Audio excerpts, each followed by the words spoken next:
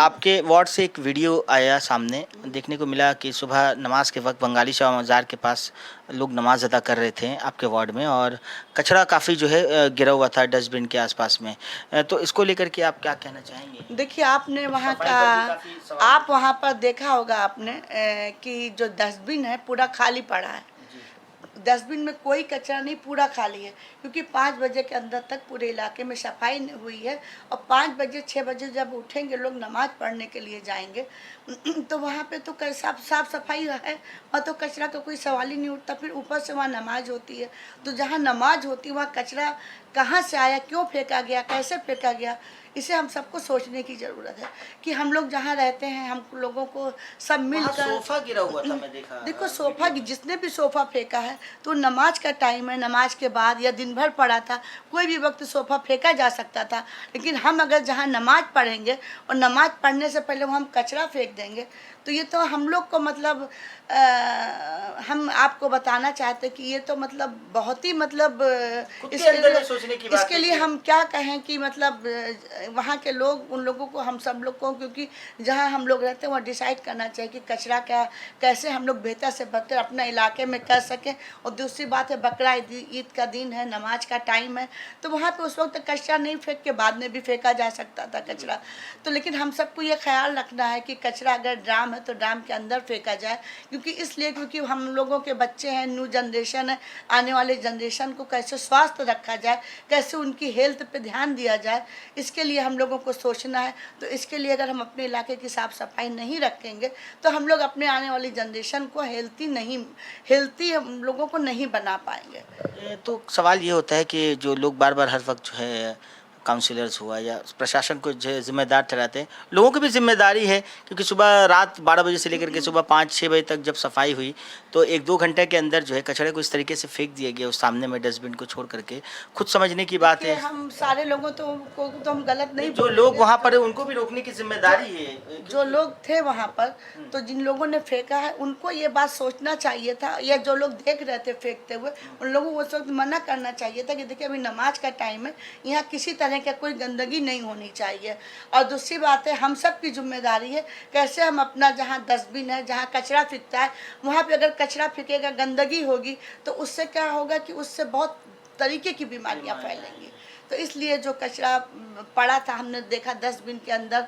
और मेरे मतलब इस तरह बोला गया कि काउंसलर के बारे में, तो कॉरपोरेशन का जो स्टाफ है उन्होंने बेहतर से बेहतर हमने बेहतर से बेहतर सफाई कराने की कोशिश की, लेकिन उसके बाद ये कचरा ड्राम खाली है, कचरा नीचे पड़ा, तो इसके लिए आप लोग क्या कहेंगे?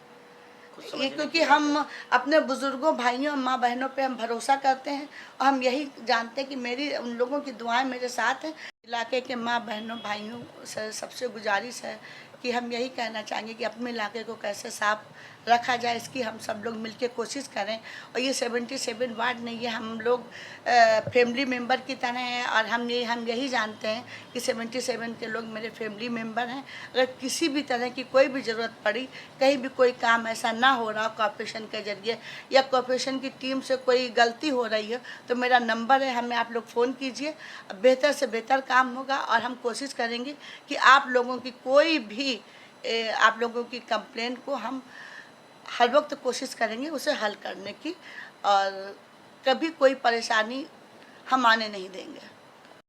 अस्सलाम वालेकुम काउंसलर साहिबा, सबसे पहले तो ईद उल अज़हा की बहुत सारी मुबारकबाद आपको। आज बड़े ही शानदार तरीके से मगरबी बंगाल में, यूँ कह लीजिए पूरे हिंदुस्तान में ईद उल अज़हा मनाया गया है। लोग कुर्बानी कर रहे थे और आइंदा आने वाले 2 दिनों तक जो है कुर्बानी होगी। तो केएमसी की जानिब से आपके वार्ड में किस तरीके के इंतज़ामात रहे, क्योंकि देखा गया पिछले कई दिनों से जो है आप फील्ड पर थीं और काम करते हुए नज़र आ रही थी साफ़ सफाई। सबसे पहले ईद उल अज़हा के आज पहला दिन है और 2 दिन और बाकी हैं। हम सभी लोगों को देर सही लेकिन मुबारकबाद पेश करेंगे, और हम कहना चाहेंगे कि कॉरपोरेशन के थ्रू हमारी मीटिंग जो है 4 तारीख को बोरो मीटिंग थी।